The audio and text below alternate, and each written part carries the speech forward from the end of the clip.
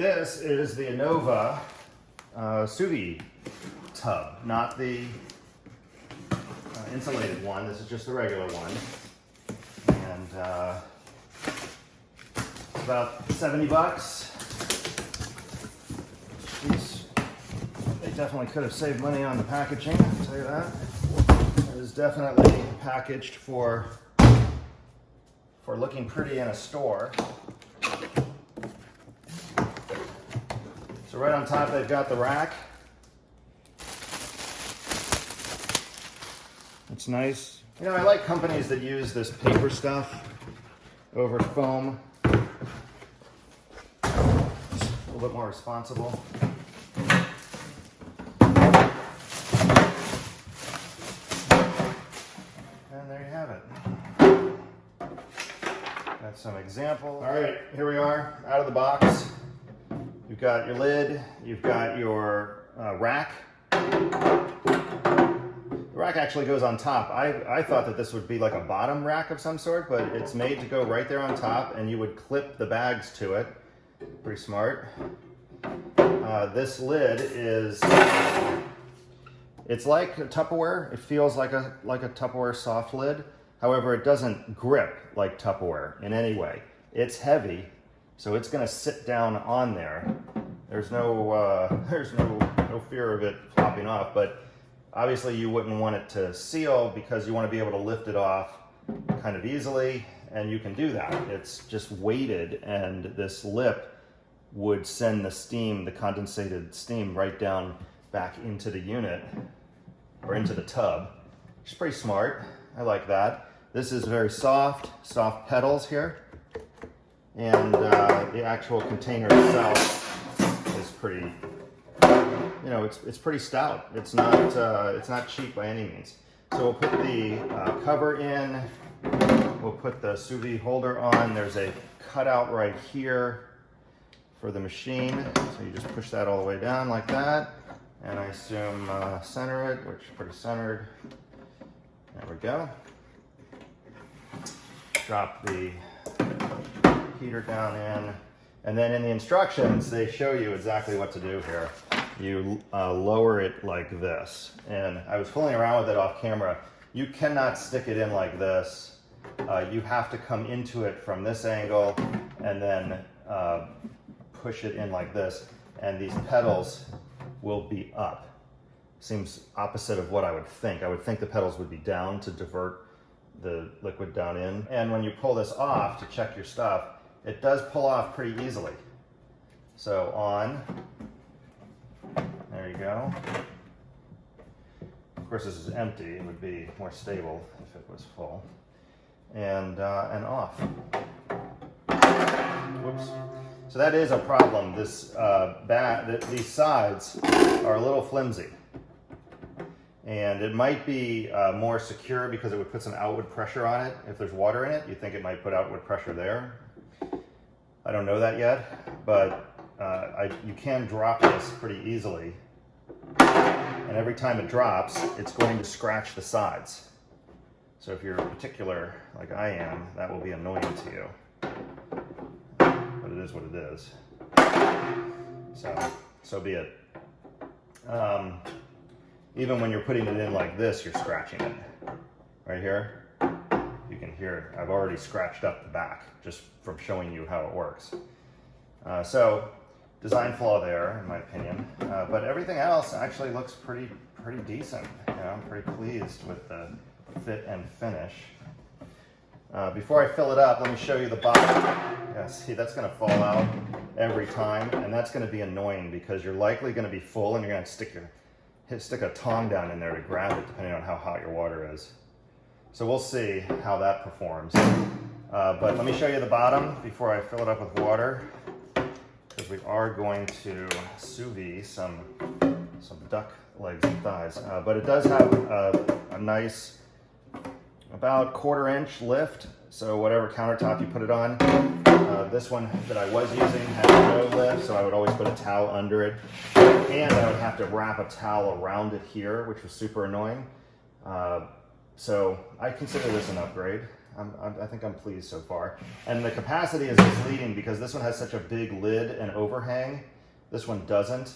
So I bet the capacity is pretty similar between these two.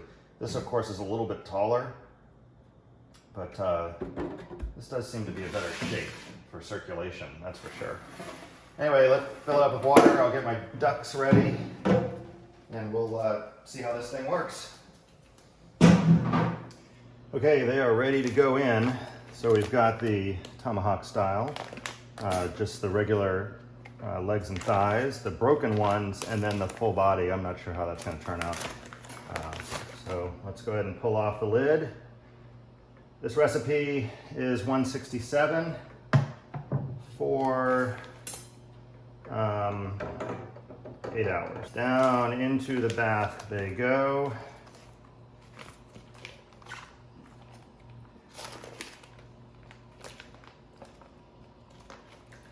Put these guys in the front.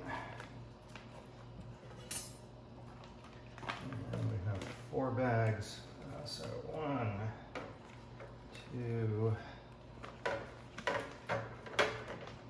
3, 4, there we go. That works out really nice.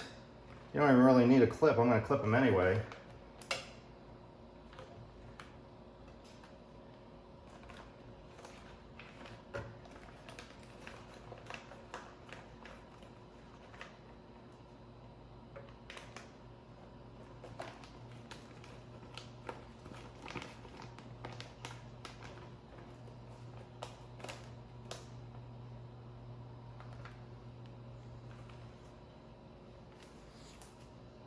And unfortunately, I need a little bit more water.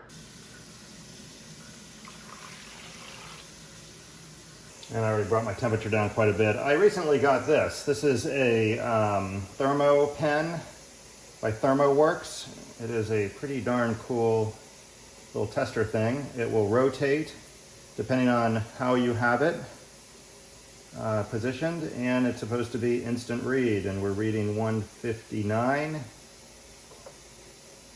And the sous vide says 160.8. Over here we've got 160. Back here we've got 159. So I'm gonna wait until it thinks the sous vide is 167 and then test it. It appears there is about a degree off between the two. So just flip it back there. Should be enough water. I want to make sure that everything is covered. Yeah, everything's covered. We look good to go. Put the lid back on. And I wonder how these, hopefully these will just bend over slightly as needed.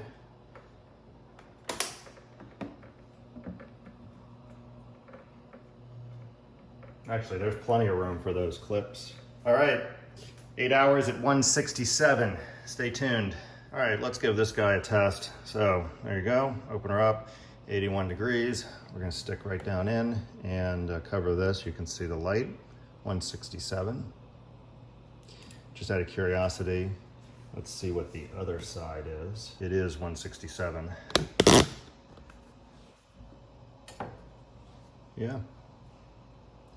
So, sous vide is accurate. So I just pulled this off to check it, and all I did was lean up on this and the rack fell. So I can tell you that is a design flaw on Anova's part, that the rack does not stay put.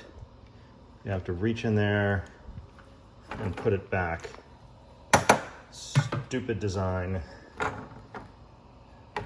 I would expect more from you guys. But you just barely flex this and it falls. So, would I keep the thing? Yeah, of course.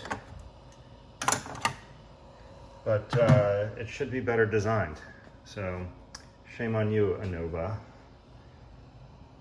Bear that in mind when you buy this thing. All right, one last final thought on this thing. I've put these little black things on. I had some aquarium air tubing, And if you just push the air tubing right up on there and then just snip it super close,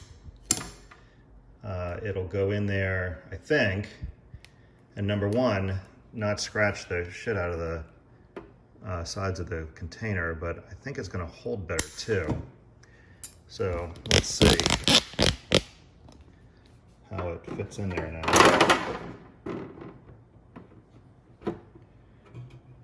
Yeah, way better.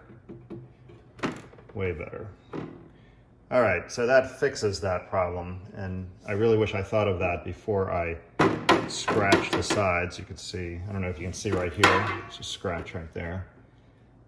But there you go. All right, thanks for watching. And as always, I sure hope you subscribe. Thanks.